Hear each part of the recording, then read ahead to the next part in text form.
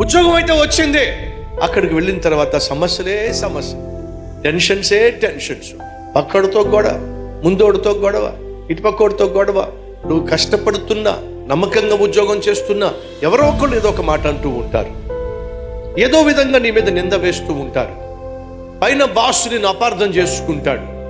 నువ్వు ఎంత కష్టపడుతున్నా, నీతిగా జీవిస్తున్నా, యథార్థంగా జీవిస్తున్నా, నీ పని నువ్వు చేస్తున్నా, ఏమిటి నాకు ఈ శోధనలో? సైతాను యొక్క తంత్రం. వాడిని ప్రశాంతంగా ఉద్యోగం చేయనివ్వడు. ప్రమోషన్ రావాలని ఆశపడ్డావు, ప్రమోషన్ వచ్చిందే, ఆనందించకుండా చేస్తాడు.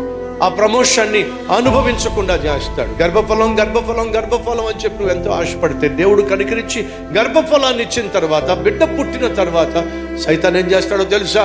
ఆ బిడ్డ నువ్వు కన్నటువంటి నువ్వు ఆనందించకుండా చేస్తాడు.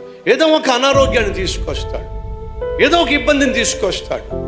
ఎందుకని? వాడికి ఇష్టం లేదో నువ్వు దేవుని యొక్క ఆశీర్వాదాలు పొందుకొని అనుభవించటం ఇష్టం లేదు. నువ్వు దేవుని చిత్త ప్రకారమే పెళ్లి చేసుకున్నావు, వాక్యానుసారంగా పెళ్లి చేసుకున్నావు, పరిశుద్ధ వివాహమే చేసుకున్నావు.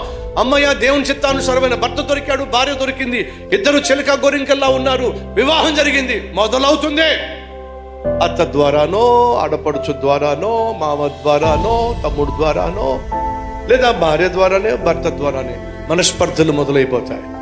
ఆత్మీయంగా జీవించవలసిన, సంతోషంగా జీవించవలసిన, సమాధానంతో కుటుంబాన్ని కట్టుకోవలసిన, సఖ్యతతో ప్రారంభించవలసిన, ప్రార్థనతో ప్రారంభించవలసిన కుటుంబ ప్రయాణం కాస్త అనేక ఒడిదుడుకులు, అనేక సమస్యలు. పెళ్ళైన తర్వాత సంతోషం లేకుండా, సుఖం లేకుండా, సఖ్యత లేకుండా, ఆనందం లేకుండా, ఇది సైతాన్ యొక్క తంత్రం. ఎలా జయించగలవు? ప్రార్థన ద్వారానే.